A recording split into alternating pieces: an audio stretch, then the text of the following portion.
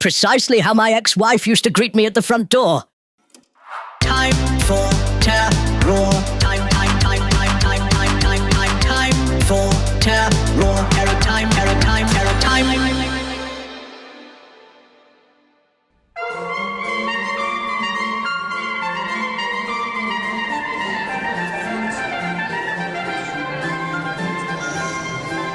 Greetings, scary scholars. An absolute delight to see you. I am the Professor, and I welcome you to the historic Betsy Palmer Auditorium and Time for Terror. Every fortnight we shall assemble here in the University Theatre and study a classic piece of fear-based cinema. Along the way, I'll provide commentary-based witticisms that will range in quality from satisfactorily clever to catastrophically dreadful. I am often referred to as the Hulk Hogan of horrible humour. Tonight we travel back to Friday, June 25th, 1982. On that day, a film was released that would be remembered. Remembered as the film in which the ageless immortal query was thus finally confronted. Namely, is it physically possible for a middle-aged emergency medical technician to have both of his upper appendages savagely ripped away by a stomach-based extraterrestrial whilst he attempts to perform life-saving cardiopulmonary resuscitation? As we now know, the answer is, da, v Clevelandet or proiskodit každý den. I, of course, am referring to the inextinguishable masterpiece that is John Carpenter's The Thing, a film that Roger Ebert infamously referred to as a cinematic bath bag. Mr. Ebert, please allow me to respectfully disagree and provide a gentle and measured rebuttal. You, sir, are a total and utter fathead. Mr. Ebert's abysmal appraisal aside, The Thing is considered one of the finest examples of fear-based cinema in the latter half of the 20th century, and rightfully endures to this day. So friends, sit back, relax, and perhaps take a preemptive swig of Pepto-Bismol as we allow ourselves to brave the external Antarctic elements whilst battling our deepest internal intraphysic tempestrations in John Carpenter's The Thing. And just a reminder, friends, if you prefer to watch the uncensored version of this episode, one with all of the gloriously naughty bits still intact, it's best to visit timeforterror.com to become a member on Patreon and thusly gain immediate access to said naughty version. And of course, this video could never act as a substitute for the real thing, and thusly I encourage you to enjoy the original film by using the Amazon link in the description below. My dearest scary scholars, it's time for terror.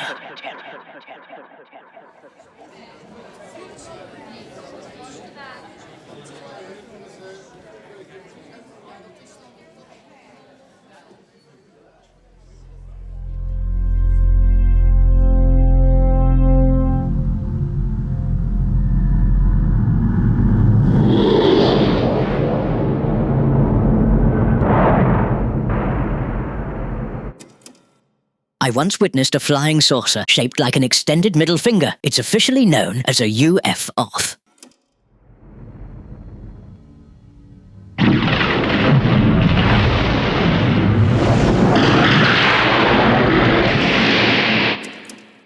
John Carpenter's doctor and I share something in common. We've both taken a seriously long gander at his thing.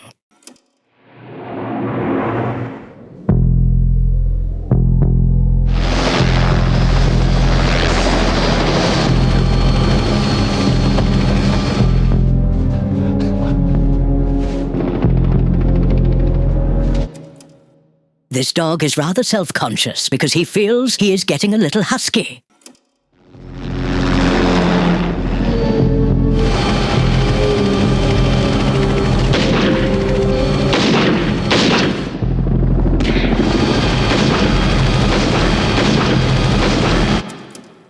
Well, to be fair, he did warn the dog that this would happen if he vomited on his slippers again.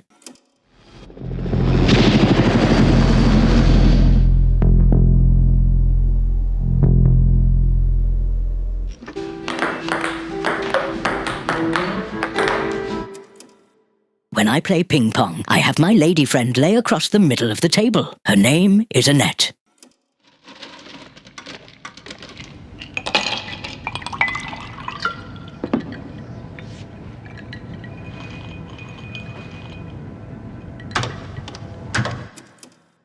He's ranked number 16 in the Antarctic Intoxicated 8-Bit Computer Chess League.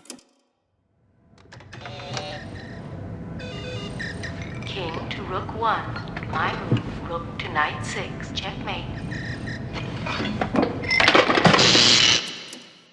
He's a poor loser.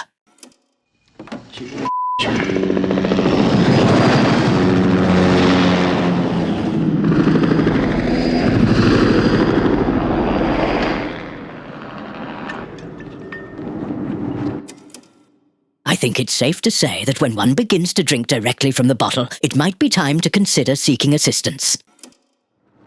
What's he doing? Circling the camp. Said Norge or something on the side. It's Norwegian.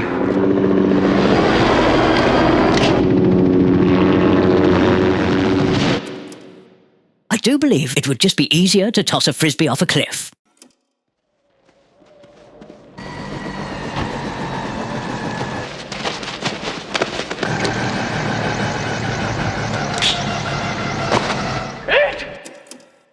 My ex-wife was very similar to a grenade. Once the ring was gone, I immediately lost my house.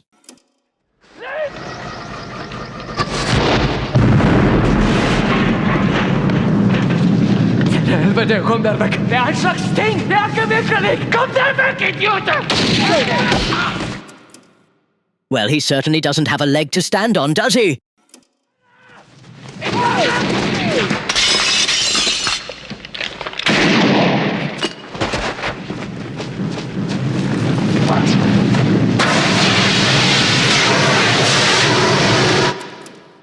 Now that's what you call a couple of extinguished gentlemen. Easy, yes. First damn week of winter. They typically have to wait until the third week of winter before they can expect to see exploding Norwegians.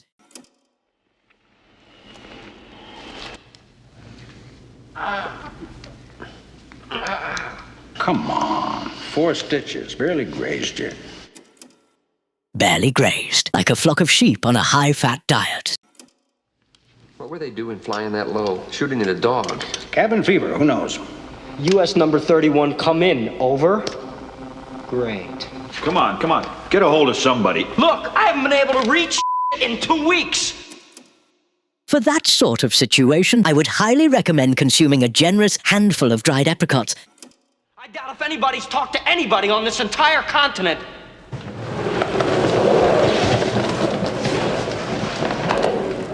Maybe we had war with Norway. Sadly, that is to be expected, as Norwegians are notorious for their jingoistic reindeer. How long have they been stationed there? It says here only 8 weeks. How many in their party? They started with 10. McCready, get your gear on! Letting you know we're taking a chance. This is real thin. It'll clear as soon as you get up. McCready's not worried about the weather. He's worried about missing his 5 p.m. bottle of bourbon.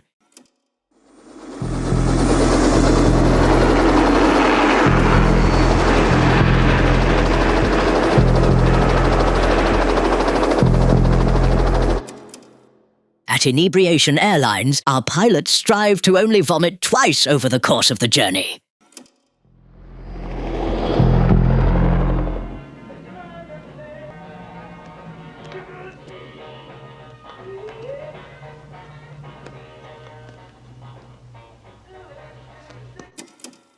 That dog never graduated obedience school because he repeatedly ate his own homework.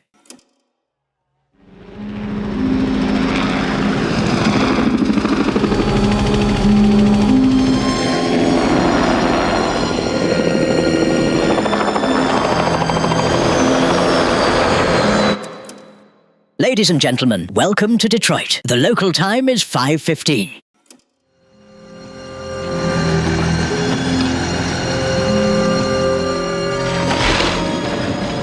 Anybody there?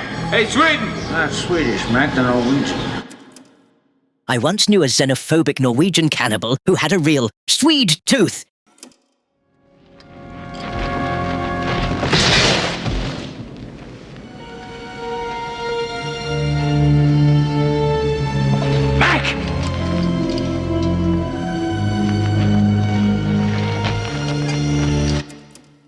It's never a good idea to shave when one is pressed for time. My God, what the hell happened here? Come on, Doc. all in Norwegian. Could be important work. Or even better, a recipe for mutton and cabbage stew. Hey, Copper, come here!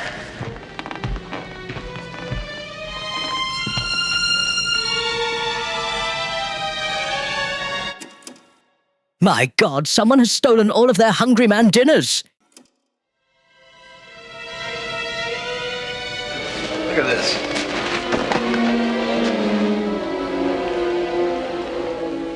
What is that? Is that a man in there? Help me find a shovel, Doc. A shovel? Yes, I can dig that.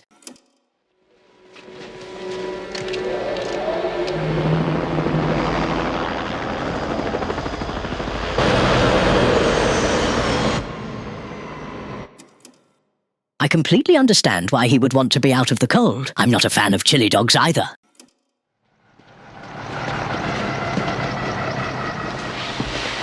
We found this.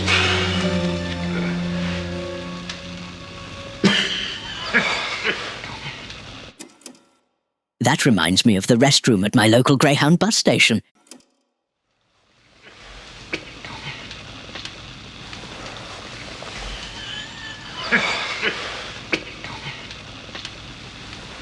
Blair, I'd like you to start an autopsy. When it comes to autopsies, it really remains to be seen.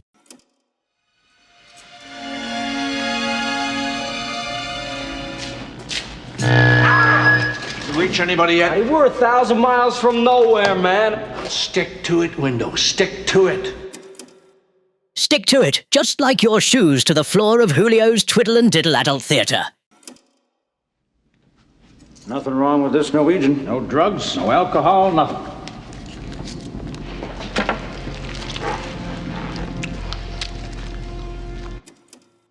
May this serve as a reminder to always request an updated profile photo.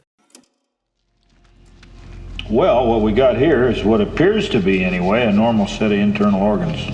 Heart, lungs, kidneys, liver, intestines.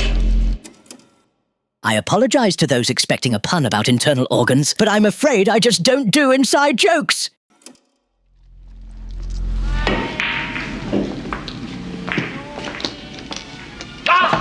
Clark, will you put this mutt with the others where he belongs? Yeah, okay. It makes sense why he feels uneasy. His poker skills are total and utter crap.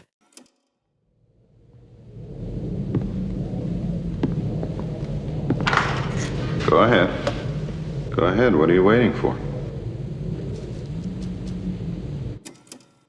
A dog with a bandage on his foot limps into a saloon. He saunters up to the bartender and says, "Barkeep, I'm looking for the man who shot my paw."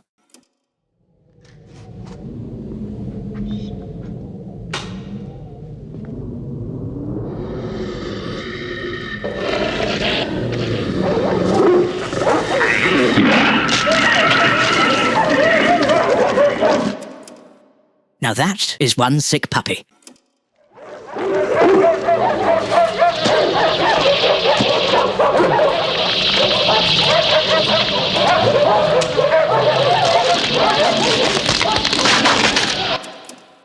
There is always one in every crowd, isn't there?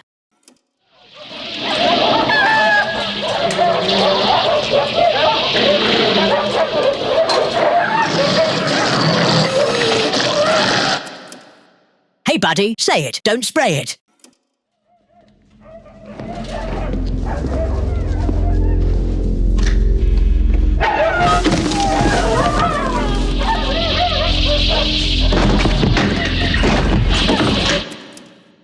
So that's why they call it a deadbolt.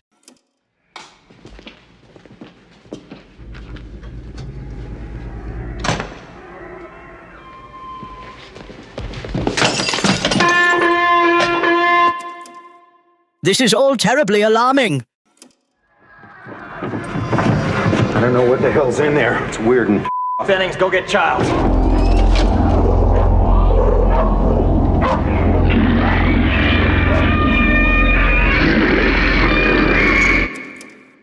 Precisely how my ex-wife used to greet me at the front door.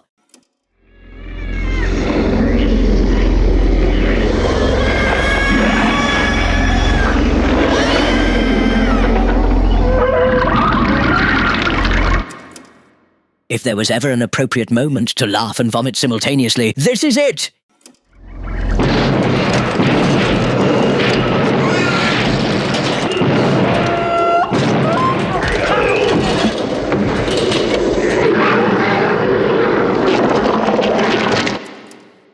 Anyone care for some Buffalo Wild Wings?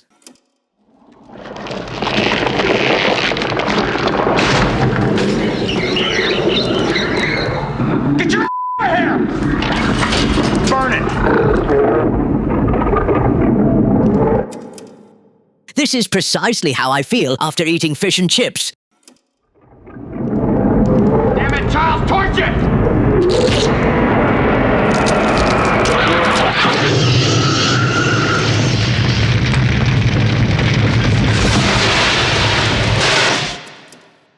Extraterrestrial? More like extra crispy.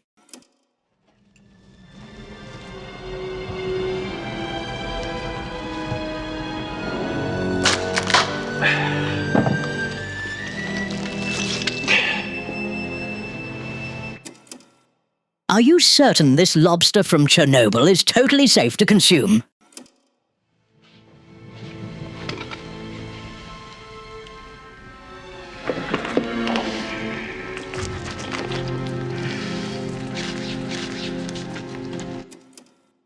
I was getting surgery once when the doctor put the scalpel to my skin and said, "Don't worry, Mike, just relax." I responded, "But doctor, my name isn't Mike." He replied, "I know, I was talking to myself."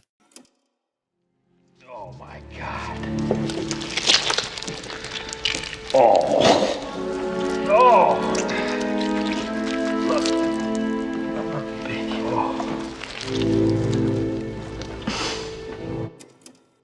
The most revolting thing about that alien is that it smells like Taco Bell. You see, what we're talking about is an organism that imitates other life forms that tried to digest them, absorb them, shape its own cells to imitate them.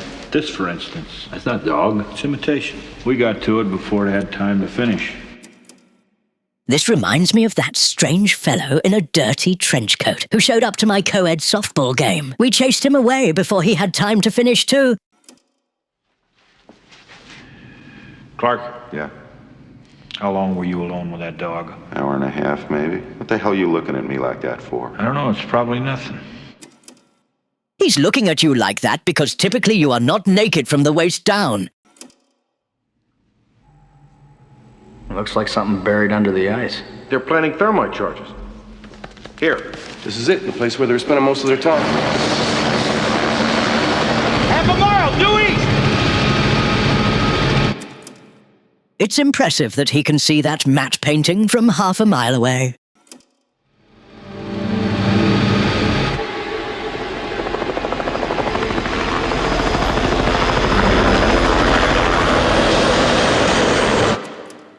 Thank you for flying with Inebriation Airlines. Once again, we sincerely apologize for the pilot explosively soiling himself.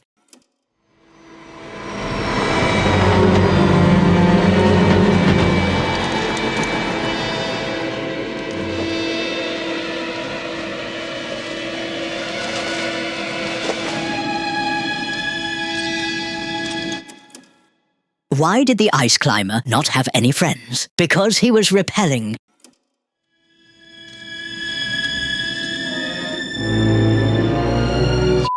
How long you figure this has been in the ice? I'd say the ice it's buried in is 100,000 years old, at least. 100,000 years ago, when Neanderthal man had yet to walk fully erect. Except at the nude beach, that is.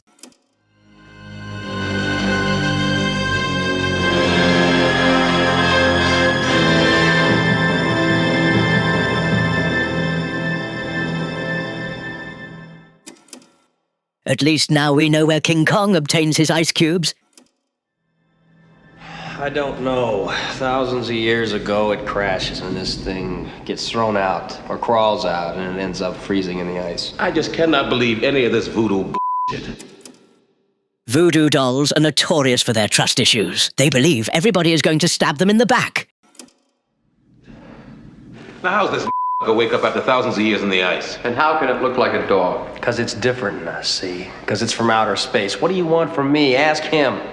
You buy any of this, Blair?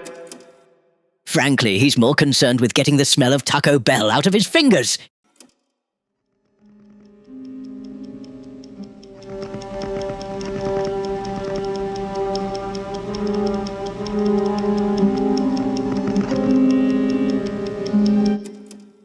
There is a 75% chance one of them is infected, but only a 6% chance this Commodore VIC-20 could possibly make such a calculation.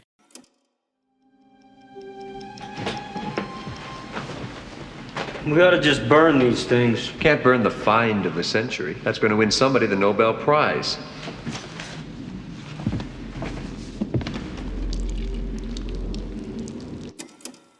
How many times must I tell you bloody kids to put the lid back on the strawberry jam? Let's go, Bennings. I gotta get some sleep.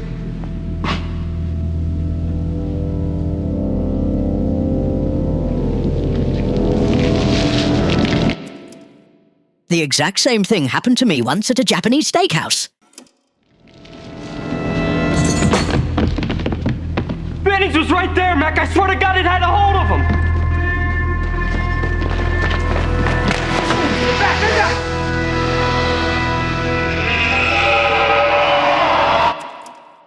Complain all you like, sir. We simply do not serve breakfast after 11 a.m.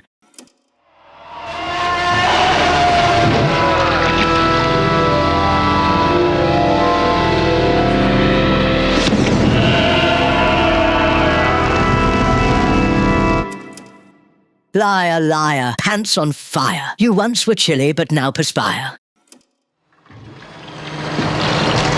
All right, step back.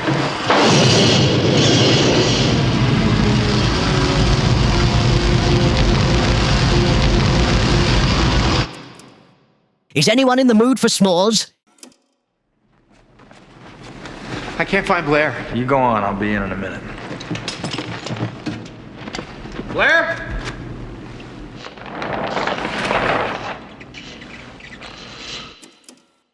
Same thing happened to my car stereo in a Motel 6 parking lot.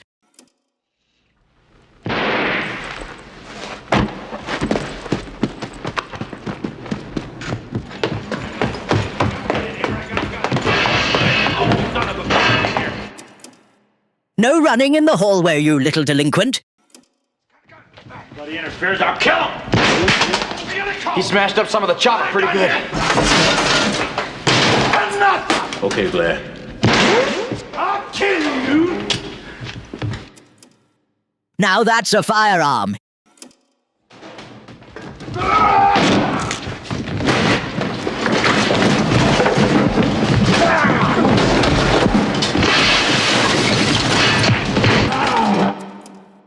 This is precisely how my monthly Dungeons & Dragons night end.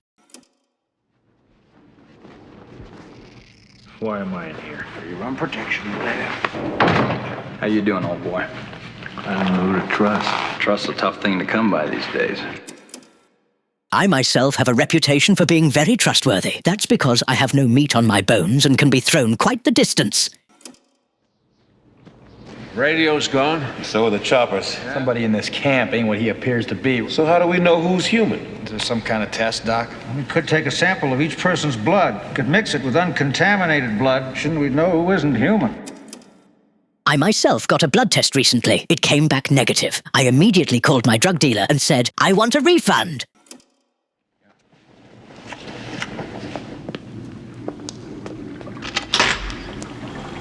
Gary! Hey, you guys, come here!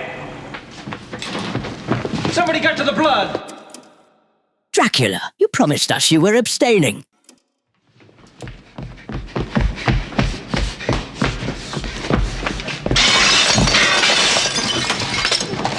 Put that down. No. I'll put this right through your head. I do believe it would be easier to just pull the trigger. You guys gonna listen to Gary? You gonna let him give the orders? I mean, he could be one of those things! Wait a minute, just take it easy. Put the gun down. I give you my word, I did not go near that blood. He's giving a blood oath.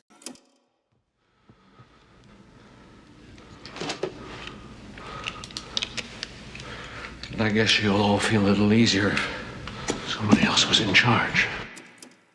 Perhaps the cardboard box should be asked if it even wants the job. I'll take it. Hell you will. You should be somebody a little more even-tempered, Childs.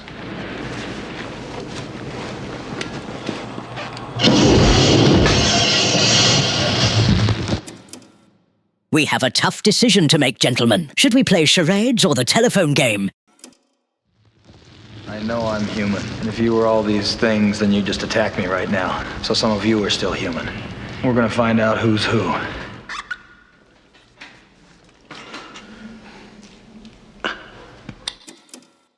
Wise decision as Antarctica is absolutely rife with malaria.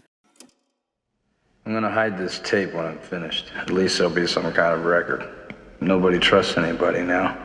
We're all very tired. There's nothing else I can do. Just wait.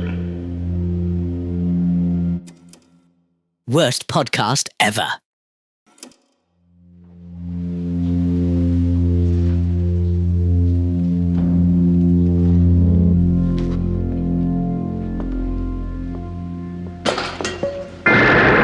Who's that? It's me, the sound effects guy.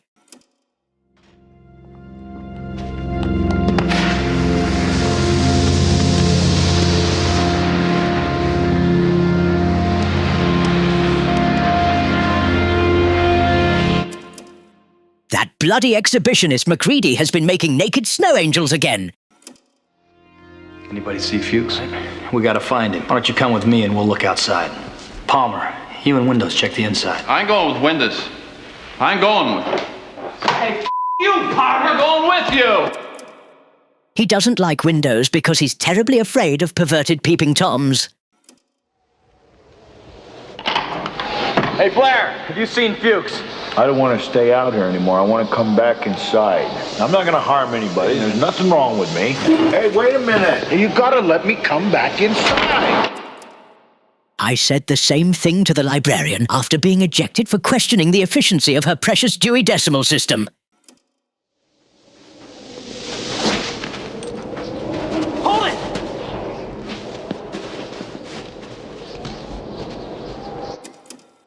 Oh no, Rudolph! His nose! It finally exploded! Is it Fuchs? Yeah. Why would it burn him? Maybe he burned himself. What do you call a raisin that self-immolates? Grape balls of fire. Now what are we gonna do? You go inside, tell the others we found Fuchs. We'll be in as soon as we can. Where are we going? Up to my shack. What the hell for? Because when I left yesterday, I turned the lights off. But MacReady, yesterday you also had a blood alcohol level of 67%.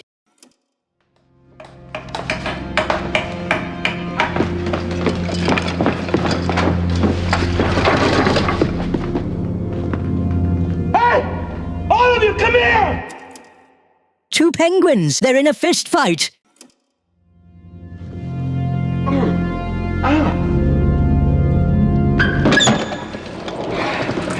Close that door. Where's MacReady? I cut him loose on the line up by the shack. Cut him loose. He's been cut loose. He's footloose. Everybody cut foot loose. Look, it was stashed in his old oil furnace.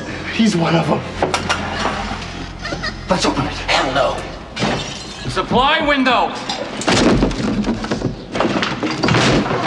Anyone messes with me and the whole camp goes. Uh-oh, MacReady is threatening to camp it up.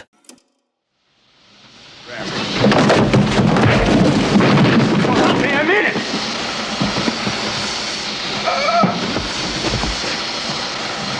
Not breathing. I too once witnessed a man on the verge of losing consciousness. Unfortunately, I couldn't perform CPR because I was far too busy struggling to keep the bag over his head.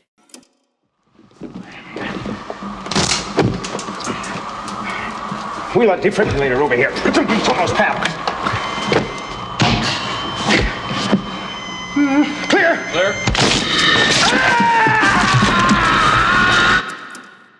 Now that is one strong stomach.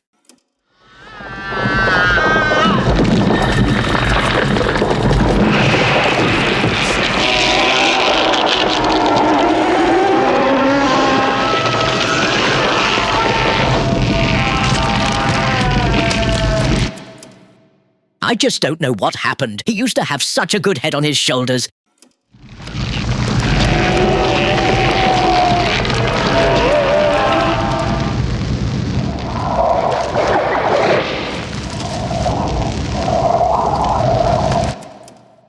At least he's pulling his weight.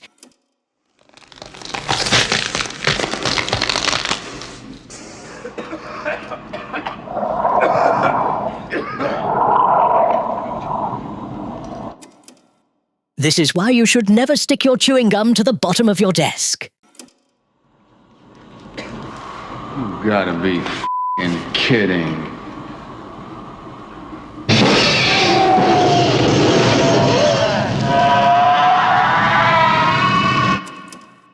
His spidey senses are most definitely tingling.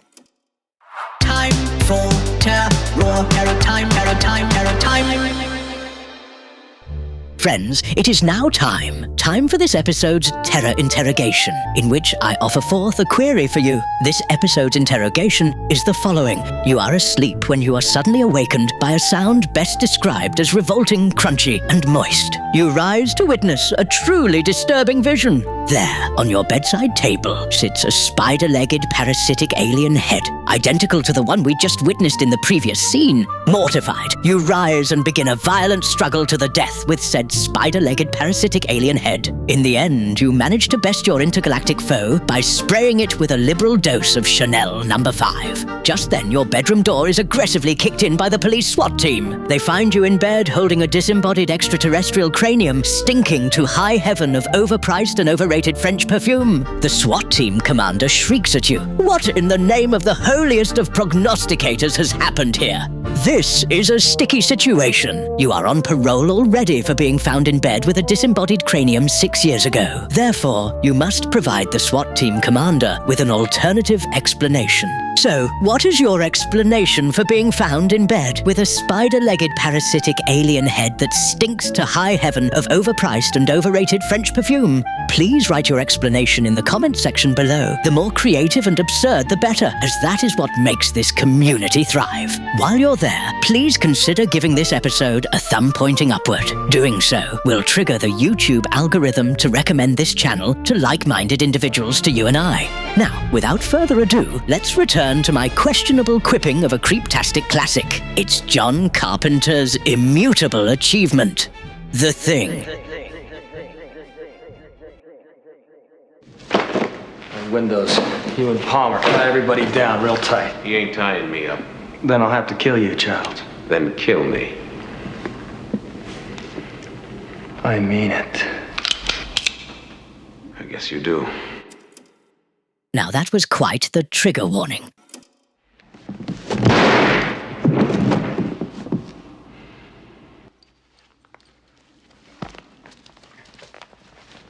This is bull, Mac. He was the only one of us who knew how to get the bloody VCR to stop flashing. We're gonna draw a little bit of everybody's blood, because we're gonna find out who's the thing. You see, when a man bleeds, it's just tissue. The blood from one of you things won't obey when it's attacked. It'll try and survive. They're about to learn a thing or two.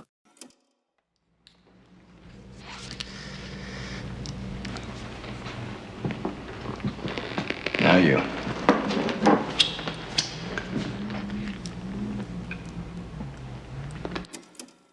Well, there goes Windows' hitchhiking career.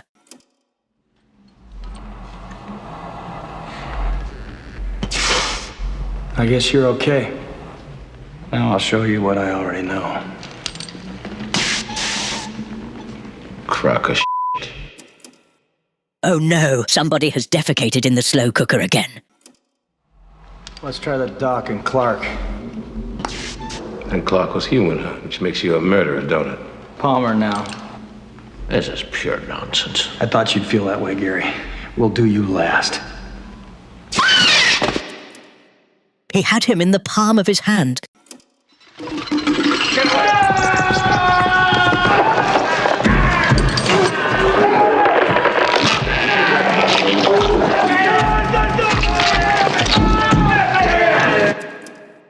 This is precisely why you should always pay extra for business class.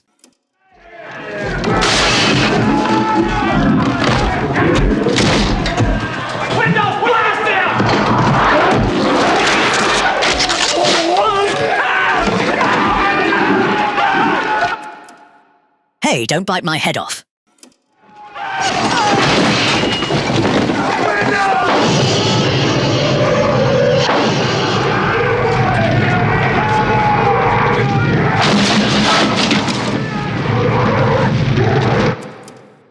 Now, who said Antarctica was boring?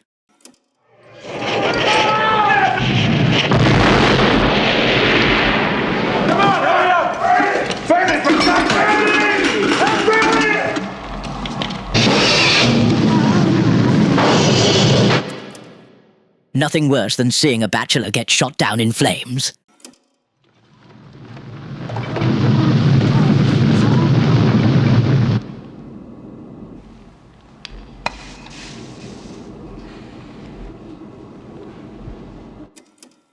His blood type is O. Thank God!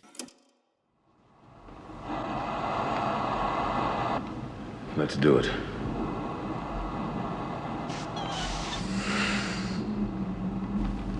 Get me out of here! Cut me loose, damn it!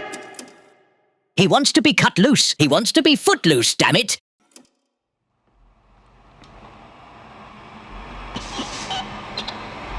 I know you gentlemen have been through a lot.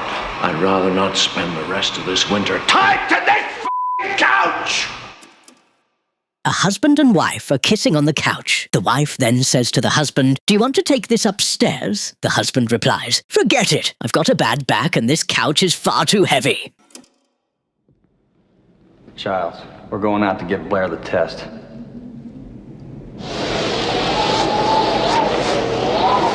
Mac, the door's open! Well, swingers are known to be a rather open bunch. How'd he get out?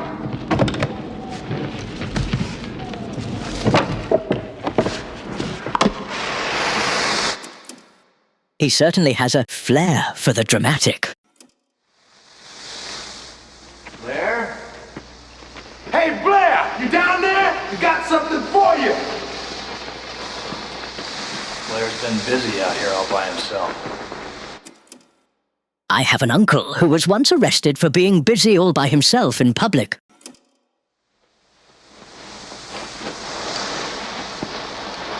What is it? It's a ship of some kind. Where was he trying to go? Any place but here. As well as Edmonton, Alberta. He really didn't want to go there either.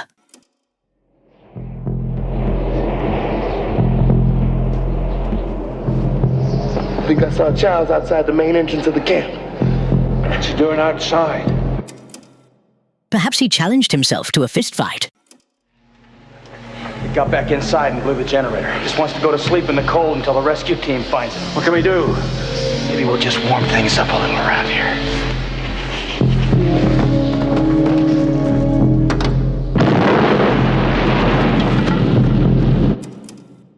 That spaceship was truly ready for blast-off.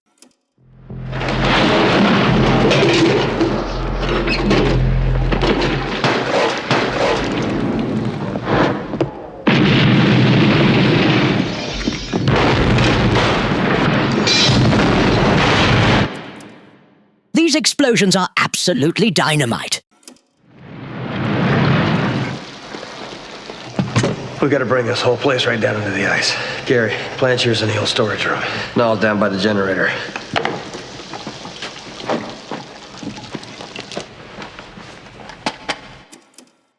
It's extremely heartwarming to witness all ages and ethnicities come together to blow things up.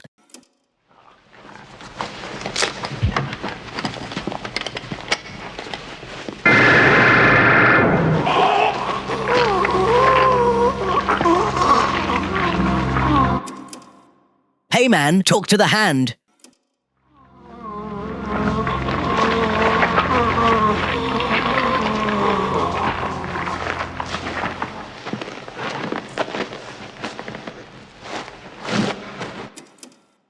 Hey, why the long face?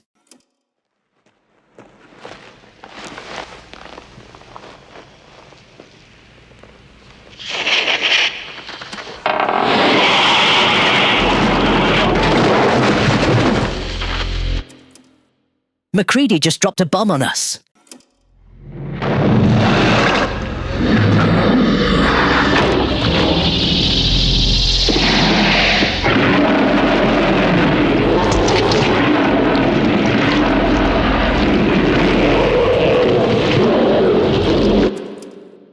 Another stark reminder to always use sunscreen at the nude beach.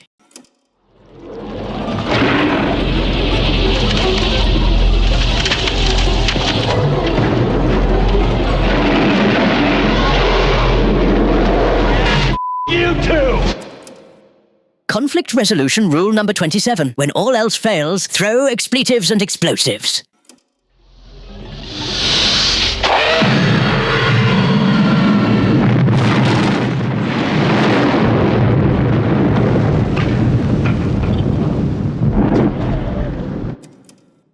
Well, you know what they say. All good things must end.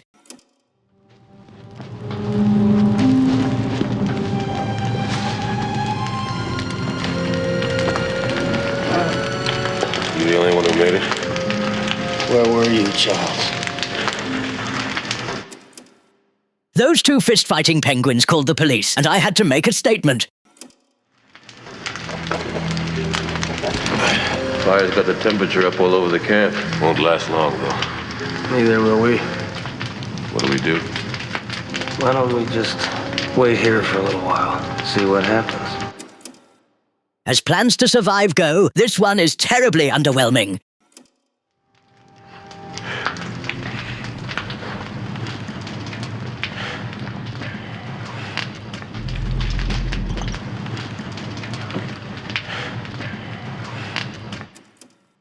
On the bright side, they no longer have to worry about their student debts. Time for terror, time. My friends, that was 1982's The Thing, directed by terror royalty Sir John Carpenter. My friends, it is time. Time for us now to reflect on the thematic implications of this classic fear-based cinematic experience. Yes, it's time. Time for terrors. Terror. Takeaway. Time. Over the decades, countless individuals have devoted endless hours dissecting and scrutinizing the thematic riptides of the narrative. Some opine that the film is an elucidation for Cold War paranoia. Others declare it a provocative examination of alpha male toxicity, given the absence of female characters in the film. While there are others still that pronounce it to be an unmistakable allegory for the fear of the HIV virus, given the significant emphasis on testing of blood. Far be it from me to cast aspersions on these interpretations, but I personally believe there to be a far more significant metaphorical explication. I strongly believe the true thematic message is that of know thyself, the philosophical maxim inscribed upon the Temple of Apollo, which implores each of us to recognize our limits, abilities, and most importantly, who we are. In the latter stages of the film, those that remain are faced with this same excruciating existential conundrum, namely, who am I? It is those of weakened conviction in the legitimacy of their own humanity that are ultimately the first to perish. The reasoning being, if you do not know who you are, then it is impossible to defend yourself against detrimental outside influence, and thusly you will be bound to find yourself hopelessly lost. That is precisely why, my friends, it is of the utmost importance for you to stringently protect that which makes you unique, whilst courageously recognizing your weaknesses in order to truly maximize your strengths. Your greatest ally in this life is yourself. So treat that ally with the respect and honesty required for it to reach its fullest potential. To know thyself is to free thyself. It is a process not for the faint of heart, but my dear friends, you will get there. In the meanwhile, you have my deepest admiration and moral support. That draws a conclusion to this episode of Time for Terror. I am the Professor. My sincerest appreciation to you, my dear friends. If you would like to browse other episodes of Time for Terror, please click on the thumbnail beside my head now, and that will redirect you to a playlist. My dearest scary scholars, please remember, the next time someone inquires as to what time it is, with a wry smile and a mischievous gaze, stare into the deepest reaches of their essence and reply, it's time for terror. Good night.